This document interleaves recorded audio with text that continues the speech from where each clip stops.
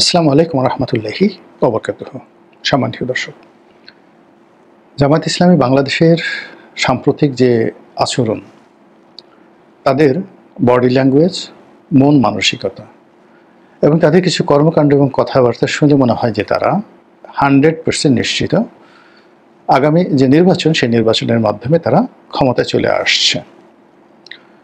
দ্বিতীয়ত, জনগণের মধ্যে এই মুহূর্তে বাংলাদেশে একটা সাধারণ পারসেপশন, সেটি হলো যে মূলত ডক্টর মোহাম্মদ ইউনূস সামনে ক্ষমতা চালালেও পেছন থেকে কলকাঠি নাড়ছে জামাত।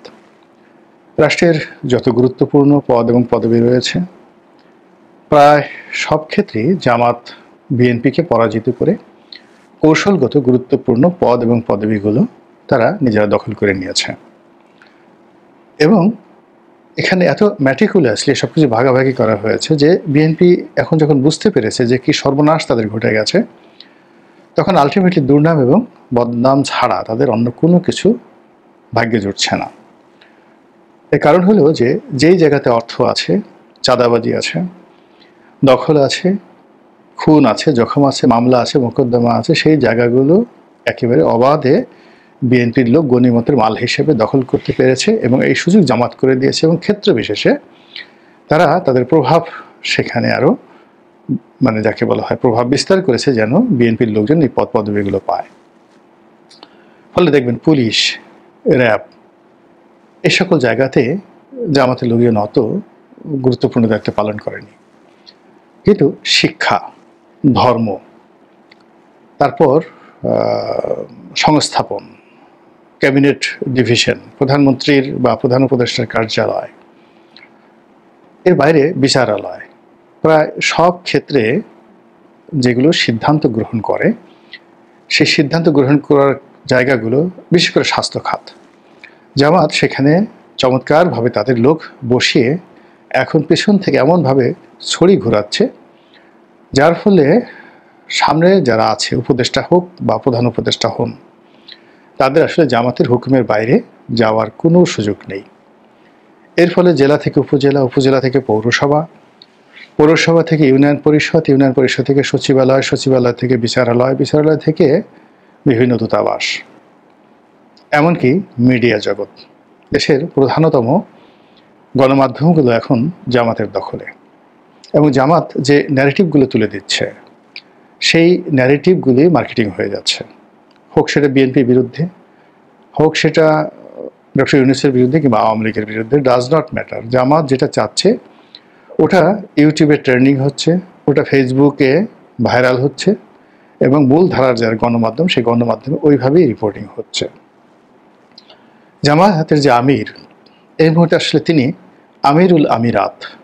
ধরুন আফগানিস্তানের মতো একটা আমিরাত প্রতিষ্ঠা হয়ে গেছে, আর সেই আমিরাতের প্রধান তাত্ত্বিক পুরুষ, আফগানিস্তানে যেমন আখুন্দজাদা রয়েছেন, ঠিক তদ্রূপ তিনি এখন সকল ক্ষমতার কেন্দ্রবিন্দুতে পরিণত হয়েছেন। দলে দলে লোক তার দপ্তরে যাচ্ছেন, দপ্তরে নয়, তার বাসভবনে যাচ্ছেন, অনেকটা আয়াতুল্লাহ খমেনির মতন করে। এবং ব্যবসায়ীরা, আমলারা, কূটনীতিবিদরা, রাজনীতিবিদরা, প্রায় সবাই, তারপরে সাহায্য প্রত্যাশী যারা সাধারণ মানুষ, আমজনতা, তারা জামাতের আমিরের বাসায় গিয়ে যেভাবে ভিড় করছেন, এর শতভাগের 1 ভাগ ভিড় মির্জা ফখরুল সাহেবের বাসায় কিংবা জনাব তারেক রহমান সাহেবের বাসায় কিংবা বেগম জিয়ার বাসায় হচ্ছে না। এটা হলো রূঢ় বাস্তবতা। তো এই যে নির্মম, নিষ্ঠুর, কঠিন যে বাস্তবতা, এই বাস্তবতার কারণে জামাতের যারা বিভিন্ন নেতৃবৃন্দ রয়েছেন, তাদের মধ্যে একটা ভাব চলে এসেছে যে আমিরাত প্রতিষ্ঠা হয়ে গেছে, আমরা ক্ষমতা এসে গেছি, কাজে আগামীতে আমাদের কিভাবে এই রাষ্ট্রটা পরিচালনা করতে হবে, এজন্য কিছু বক্তব্য দেওয়ার দরকার, সঙ্গে সঙ্গে নিজেদেরকে প্রস্তুত করা দরকার এবং নিজেদের চেহারা এবং চরিত্র জনগণের নিকট প্রকাশিত হওয়ার দরকার। এবং এই কারণে আপনি দেখবেন অনেক অখ্যাত মুখ, অচেনা মুখ রাতারাতি এখন টেলিভিশনে আসছেন, তারা বক্তব্য দিচ্ছেন। এবং আমি কয়েকটা টেলিভিশন কেন্দ্রে জিজ্ঞাসা করলাম যে এই লোকগুলো আপনারা কোথায় পান, তারা কিভাবে আসে, আমরা তো তাদেরকে চিনি না, আপনারা তাদেরকে চিনেন কি করে? তো তারা সবাই বলেন যে ওনারা সবাই জামাতের যে একটা কেন্দ্রীয় সেল রয়েছে, এটাকে বলা হয় আমিরের সুপারিশ। হয়তো আমির করেন না, কিন্তু এভাবে প্রচারিত হয়ে গেছে যে আমিরের সুপারিশ নিয়ে তারা টেলিভিশন টকশোতে হাজির হন। এই হলো বাস্তবতা, এবং টেলিভিশন টকশোগুলো তাদেরকে গেস্ট করতে অনেকটা বাধ্য হয়ে যায়। এর বাইরে বেশ কয়েকটি টকশো রয়েছে, যারা হোস্ট এবং মালিক পক্ষ তারা আসলে জামাতকে প্রমোট করতে চাচ্ছে।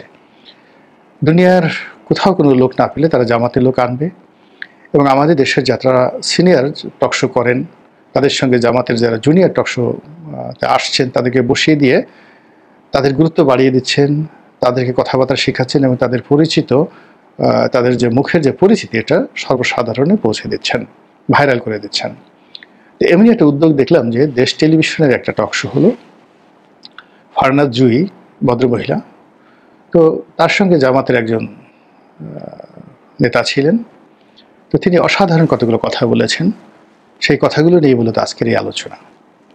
অত্যন্ত মানে দৃঢ়তা নিয়ে, আত্মবিশ্বাস নিয়ে তিনি যে বিষয়গুলো বলেছেন যে জামাত ক্ষমতায় আসলে অবশ্যই অবশ্যই শরিয়া আইন বাংলাদেশে প্রতিষ্ঠিত হবে। ভালো কথা। তখন তাকে প্রশ্ন করা হলো যে শরিয়া আইন যদি প্রতিষ্ঠিত করা হয় তাহলে আমাদের দেশে যে সিআরপিসি আছে, পেনাল কোড আছে, বিপিসি আছে, ল অফ কন্ট্রাক্ট আছে, এরকম হাজারো আইন, আমাদের যে আইনের ধারাবাহিকতা এটা ল্যাটিন থেকে এসেছে, গ্রিক থেকে এসেছে, রোমান থেকে এসেছে, ইংলিশ থেকে এসেছে, এমনকি আরব থেকে এসেছে, তারপর মুঘলদের থেকে এসেছে, সুলতানি আমল থেকে এসেছে, ইন্ডিয়ান যে সুপ্রিম কোর্ট থেকে এসেছে, প্রিভি কাউন্সিল মানে ব্রিটিশ লয়ের দুটো, একটা হলো কেবলমাত্র পাক ভারত উপমহাদেশের জন্য যে কাউন্সিল গঠিত করা হয়েছিল সর্বোচ্চ আপিলের ডিভিশন, সেটাকে বলা হতো প্রিভি কাউন্সিল। সেই প্রিভি কাউন্সিল থেকে এসেছে। আবার অ্যাট দ্য সেম টাইম ব্রিটেনের যে তাদের যে অভ্যন্তরীণ ল রয়েছে, আইন আদালত রয়েছে, সেখান থেকে অনেকগুলো লিগেছি, অনেকগুলো কেস স্টাডি আমাদের আইনের মধ্যে ঢুকে গিয়েছে। ফলে এই যে বাংলাদেশে আমরা যা কিছু প্র্যাকটিস করছি এর 99.99% আইনের যে সূত্র, কোনো কোনো আইনের সূত্র হাজার বছরের পুরনো। এর মধ্যে শরিয়া আইন আছে, এর মধ্যে লাহোর হাইকোর্টের জুরিডিকশন আছে, কোরআন আছে, হাদিস আছে, ইজমা আছে, কিয়াস আছে। তো সব মিলিয়ে যেহেতু আমি আইনের ছাত্র, এই জিনিসগুলো আমি কম বেশি জানি। তো সেই ব্যাপারে যখন তাকে প্রশ্ন করা হলো তিনি অকপটে বলে ফেললেন যে শরিয়া আইন এরকম একটা আইন, কোরআনের আইন এমন একটা আইন যে এই আইন যদি থাকে পৃথিবীর আর কোনো আইনের দরকার নাই, মানুষের যত চাহিদা যত প্রয়োজন এই শরিয়া আইনের মধ্যেই করা সম্ভব। ফারনাজ জুই আর দ্বিতীয়বার প্রশ্ন করেননি। তিনি হয়তো প্রশ্ন করতে পারতেন যে গত 1400 বছর ধরে, এমনকি খিলাফতের যখন রাশিদিন ছিলেন, খোলাফায়ে রাশিদিন ছিলেন, কিংবা ধরুন খলিফা আল মনসুর ছিলেন, এবং খলিফা আল মনসুরের যে কোর্ট, রয়্যাল কোর্ট, এটা পরিচালিত হতো ইমাম মালিক রচিত আল মুয়াত্তা, পৃথিবীর সর্বকালের সেরা শরিয়া গ্রন্থ আল মুয়াত্তার আলোকে। তো সেই সময়টিতেও কি শরিয়া আইন চালু ছিল নাকি রোমান আইন চালু ছিল? এই প্রশ্নগুলো তাকে করা হয়নি। দ্বিতীয়ত যে প্রশ্নটি করা হলো যে শরিয়া আইন যদি চালু হয় তাহলে যে আমরা যারা টেলিভিশন টকশোতে আসছি, উপস্থাপনা করছি, এই যে আমরা চুল খোলা রাখছি, আমাদের অবস্থা কি হবে? তো এটার তিনি একটা এলোমেলো জবাব দিলেন যে আপনাদেরকে মানে এমন কোনো কিছু করা হবে না যেটা আপনাদের খুব কষ্ট হয়। মানে আপনারা হিজাব পরে আসবেন, বোরখা পরে আসবেন, এবং চোখ মুখ এমনভাবে ঢেকে থাকবেন যেন আপনাদের নিঃশ্বাস এবং প্রশ্বাসে কোনো কষ্ট না হয়। তারপরে মেয়েদের যে কর্মকাণ্ড, চিত্ত বিনোদন, গান বাজনা, মানে যেগুলো হাজার বছর ধরে চলে আসছে, এমনকি আরবেও চলে এসেছিল। আপনারা মাওলানা আব্দুর রশিদ তর্কবাগীশের একটা বিখ্যাত বই রয়েছে, সেখানে সমকালীন জীবনবোধ, সেখানে অসাধারণ একটি হাদিস বর্ণনা করা আছে। আল্লাহ রাসূলের সামনে বেশ কয়েকটি বেদুইন মেয়ে নাচছিলেন, এবং তিনি তাকিয়ায় হেলান দিয়ে তিনি এই দৃশ্য উপভোগ করছিলেন, আর তার কিশোরী স্ত্রী তার পাশে বসা ছিলেন। ঠিক সেই সময়টিতে সেই রুমে হযরত আবু বকর সিদ্দিক রাদিয়াল্লাহু তাআলা আনহু ঢুকলেন, এবং তিনি ঢোকার পর দেখলেন যে বাইজিরা নাচছে, মুহাম্মদ রাসূলুল্লাহ সাল্লাল্লাহু আলাইহি ওয়াসাল্লাম সেটা দেখছেন, এবং তিনি এক মুহূর্তের মধ্যে তেলে বেগুনে জ্বলে উঠলেন। তার ধারণা হলো যে তার অবুঝ মেয়ে, কিশোরী মেয়ে এই কাজটি করেছে এবং আল্লাহ রাসূল বিব্রত হচ্ছেন। তখন তিনি সেই বাইজিদেরকে একেবারে ধমক দিয়ে সেই রুম থেকে বের করে দিলেন। আল্লাহ রাসূল খুবই মনঃক্ষুণ্ণ হলেন, বাধা দিলেন না, কিন্তু বাইজিরা চলে গেলে ওনার যখন রাগ কমলো তখন তাকে বললেন যে, হে আবু বকর, পৃথিবীতে কোনো জিনিস নিয়ে বাড়াবাড়ি করো না। যখনই পৃথিবীতে যে জিনিসটি নিয়ে বাড়াবাড়ি করা হয়েছে সেই জিনিসটির অস্তিত্ব এই পৃথিবীতে থাকেনি। এই হলো হাদিসটি। মাওলানা আব্দুর রশিদ তর্কবাগীশের বিখ্যাত বই সমকালীন জীবনবোধে এই রেফারেন্সটি রয়েছে। তো এনিওয়ে, যখন এই বাংলাদেশে নৃত্য গীতের কথা বলা হলো তখন তিনি বললেন যে মেয়েরা নাচতে পারবে, কেন নাচতে পারবে না? তারা মেয়েদের মধ্যে নাচবে, কোনো পুরুষ তাদের সেই নৃত্য দেখতে পারবে না। তাহলে পুরুষরা কি দেখবে? পুরুষরা পুরুষের নাচানাচি, তারা পুরুষেরা নাচবে, মেয়ে সেজে নাচবে বা ছেলে সেজে নাচবে। মানে এই যে একটা জটিল কথাবার্তা যারা বলে আসছেন বা বলে চলছেন, তারা এগুলোর যে পরিণতি কিংবা এগুলোর বাস্তবতা, এগুলো পৃথিবীর কোনো দেশে কখনো হয়েছে কিনা এই বিষয়গুলো একটি বারের জন্য চিন্তাভাবনা না করে এই যে সময়ের অপচয় করছেন এবং সময়কে রীতিমতো জলে ঢেলে দিচ্ছেন এবং জামাতের রাজনীতিকে রীতিমতো দুর্বিষহ করে তুলছেন মানুষের কাছে। এই বিষয়গুলো জামাতের যারা কেন্দ্রীয় নেতৃবৃন্দ আছেন তারা কতটা অনুধাবন করতে পারছেন এবং তারা যাদেরকে টকশোতে পাঠাচ্ছেন তাদের বক্তব্য, তাদের আচরণ, তাদের আর্ট, তাদের অ্যাটিটিউড, তাদের ড্রেস কোড কী ধরনের হবে, এই বিষয়গুলো যদি তারা এখনও নির্ধারণ না করেন তাহলে আখেরে মানে শেষ অবধি জামাতের জন্য মহা বিপদ অপেক্ষা করছে। কারণ খুবই স্পষ্ট, এই পৃথিবীর যা কিছু পরিবর্তন হয়েছে প্রায় বেশিরভাগই পরিবর্তন হয়েছে মানুষের কথা দ্বারা, ভাষা দ্বারা, দ্বিতীয় লিখনি দ্বারা, কর্ম দ্বারা নয়। কিন্তু মানুষ যেটা লিখেছে এটা হলো দ্বিতীয়, আর মানুষ যেটা বলেছে এটা প্রথমত, এবং এটা জাস্ট লাইক এ বুলেট। আপনি আপনার কথা দ্বারা মুহূর্তের মধ্যে একটা সমাজে যুদ্ধ বাঁধিয়ে দিতে পারেন, কথা দ্বারা মুহূর্তের মধ্যে একটা সমাজে শান্তি ফিরিয়ে আনতে পারেন। এই জন্য মানুষের বক্তব্য বা কথাকে বলা হয় কালাম। এবং আল্লাহ প্রথমে বলেছেন যে আমি মানুষকে এই কালাম শিক্ষা দিয়েছি, জবান শিক্ষা দিয়েছি।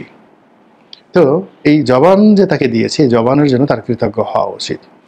কাজেই আল্লাহর দেয়া এই শ্রেষ্ঠ নেয়ামত মানুষের জন্য, এই নেয়ামতটি ব্যবহার করার জন্য জামাত যাদেরকে লাইসেন্স দিয়েছে সেই লাইসেন্স ইস্যু করার আগে তাদের অবশ্যই বোঝা উচিত লাইসেন্স তারা কাদেরকে দিচ্ছে। মহান আল্লাহ আমাদের সবাইকে